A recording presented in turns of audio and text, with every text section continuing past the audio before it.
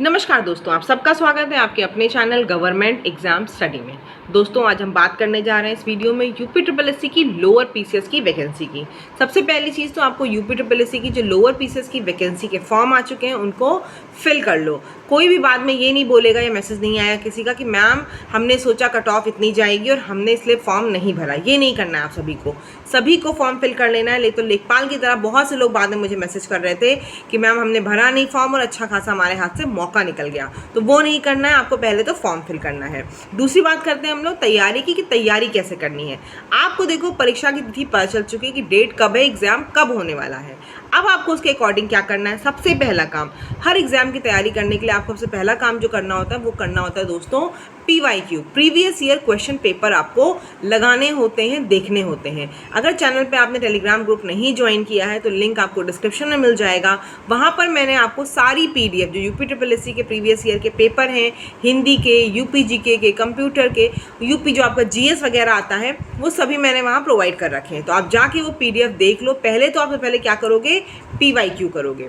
दूसरा काम फिर क्या करोगे, आप सिलेबस को लिखोगे। सिलेबस लिखने का मतलब है सिलेबस को आप अपना प्रिंट आउट निकाल के अपना जहाँ पढ़ाई करते हो, जिस जगह पे जैसे भी मैनेज करना हो उसको निकाल के रख लो। वो सारे टॉपिक्स टू द पॉइंट पढ़ के जाने हैं। जैसे आपको पता है स्पेसिफिक लिखा हुआ है कि हिंदी में ये टॉपिक्स आने हैं, कंप्यूटर में ये चीज़ें कवर होनी है, हिस्ट्री में क्या आना है, इकोनॉमिक्स में SDG वगैरह जो आना है, आपको टू द पॉइंट वैसे ही पढ़ के जाना है। तो बस आपको क्या करना है, उसको सिलेबस को लिख लेना है और सिलेबस के अकॉर्डिंग ही पढ़ाई करनी है। तीसरी चीज़ आपको क्या करनी है दोस्तों, अपना टाइम टेबल प्रिपेयर करना है। देखो टाइम टेबल सबका अलग अलग हो सकता है। अगर आप मुझसे बोलोगे तो मैं अपना जो बनाया मैंने वो आपको शेयर कर दूंगी, लेकिन सबका इसलिए अलग है। देखो मैं जॉब करती हूँ और भी अलग अलग चीज़ें, तो मैं अपना टाइम जो है उसके अकॉर्डिंग निकालती हूँ। फिर मुझे पता है मेरी कौन सी चीज़ वीक है, कौन सी चीज़ स्ट्रॉन्ग है, मैं उस अकॉर्डिंग फोकस करती हूँ। और आपको भी अपना टाइम टेबल खुद बनाना चाहिए जिससे कि आपको पता है कि आप किस चीज़ को कितने दिन में कवर कर सकते हो सकता है मैंने DI को टाइम ही ना दिया हो कि मुझे लगता है कि मेरी DI अच्छी है, लेकिन आपको लगता हो कि नहीं मुझे DI 10 नंबर की, मुझे इसको अच्छे से और पढ़ना है, मुझे अभी कम आती है। तो ये इसीलिए मैं कह रही हूँ टाइम टेबल देखो सबका डिफर करता है, लेकिन आपको मैं बता रही हूँ कि आपको करना क्या क्या चीज़ें हैं। आप टाइम टेबल बना लोगे, फिर उसके अकॉर्डिंग पढ़ोगे। मैं इस वीडियो में आपको बुक्स के सोर्सेज बताने जा रही हूँ कि बुक्स आपको कौन कौन सी पढ़नी है। ठीक है, देखो ये वीडियो मैं ऐसे ही बना दे रही हूँ, टाइम नहीं है कि मैं अलग से जाके आपके लिए वीडियो बनाऊँ। बहुत से लोगों का मैसेज आ रहा था, इसलिए मैं आपको ये वीडियो बना के बता दे रही हूँ। देखो सबसे पहले तो क्या करो, मेरे हिसाब से मेरे अकॉर्डिंग आप क्या करो, देखो 20 नंबर की आपकी UP GK आती है और 15 की आपकी कंप्यूटर आती है। और सबसे पहले देखो एक चीज़ और देखना, अभी यूपी लेखपाल का जो पेपर हुआ था उसका सिलेबस और पीसीएस का सिलेबस एकदम एक जैसा है। तो लेखपाल का पेपर जिसने दिया था, ज़्यादातर लोग तो ऐसे हो गए जो शायद तैयारी कर रहे होंगे, लेखपाल का पेपर दिया होगा, पीसीएस का भी अभी देने वाले होंगे।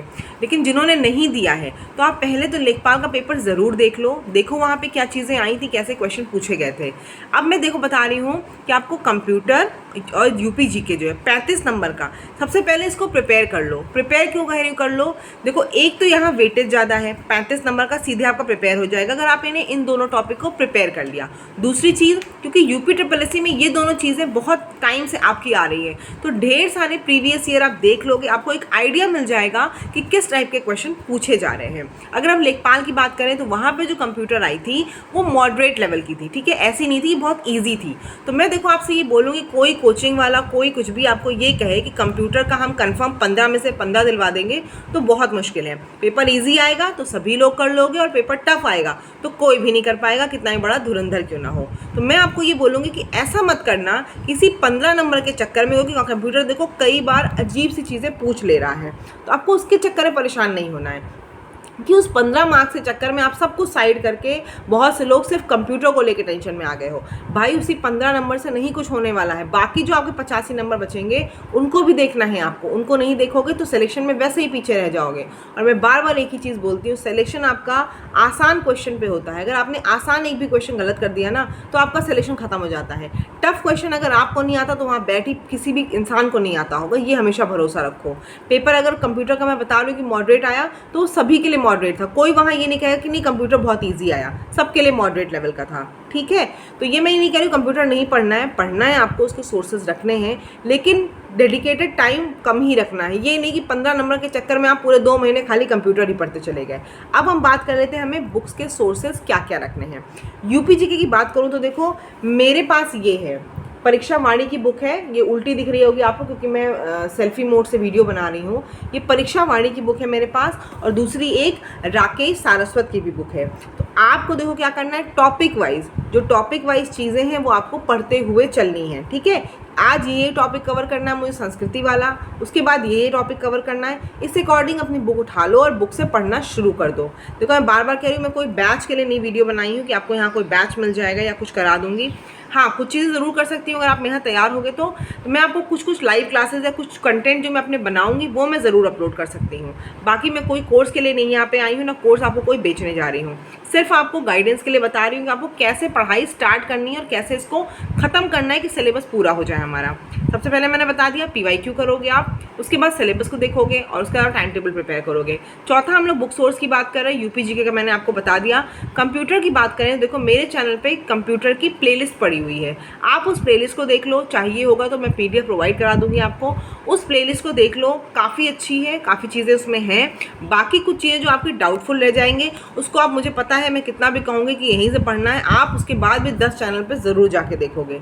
तो कंप्यूटर आप नहीं तो एक पतली सी कोई बुक कंप्यूटर की ले सकते हो, लेकिन देखो इस समय जो कंप्यूटर आ रही है वो एकदम ऐसी आ रही है कि अगर अच्छी आ रही है तो कर सकते हो, टफ आएगी तो कोई भी नहीं कर सकता, फिर वो ऐसे टर्म्स आएंगे कि कोई नहीं जान पाएगा उसको, ठीक है।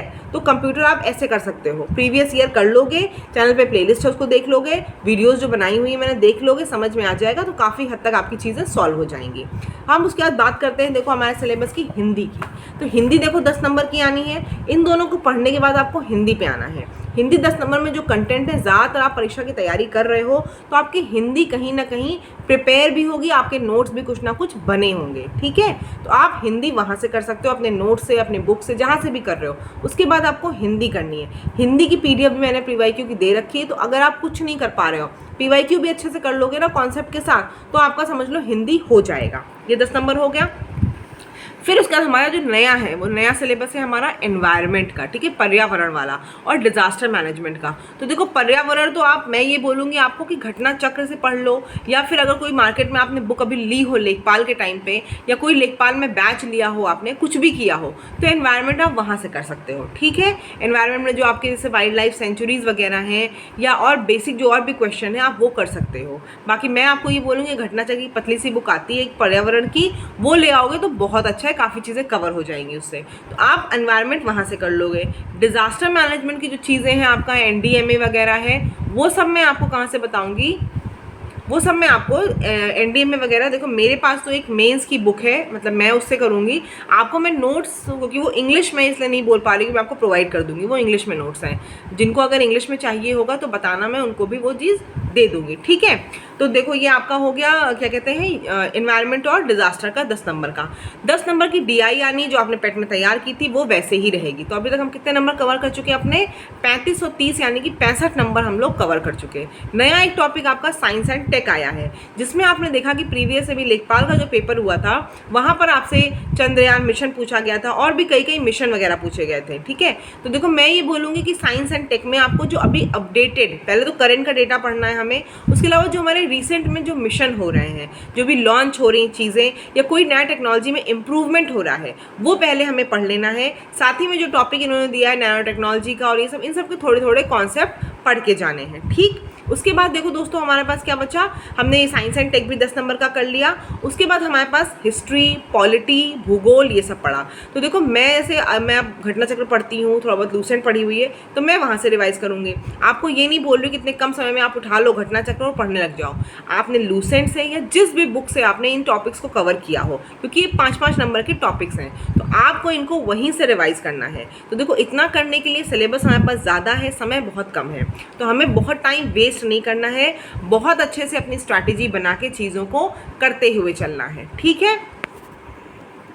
ठीक है, तो बस ये देखो मेरा इस वीडियो को बनाने का यही मोटिव था कि आपको शुरुआत कैसे करनी है। वीडियो अच्छी लगेगी तो सिर्फ दोस्तों का साथ ज़रूर शेयर करना है जो तैयारी करने जा रहा हो, और कोई भी क्वेरी हो तो आप कमेंट सेक्शन में मुझसे पूछ सकते हो, ठीक है। बाकी पढ़ाई अच्छे से करते रहो, टेलीग्राम ग्रुप से ज़रूर जुड़ जाओ, कोई इंपॉर्टेंट इन्फॉर्मेशन होती है या कोई चीज़ होती है तो वो वहाँ मैं देती हूँ आपको, तो आप वहाँ से जुड़ जाओगे तो आप बेनिफिट में रहोगे, फ़ायदे में रहोगे।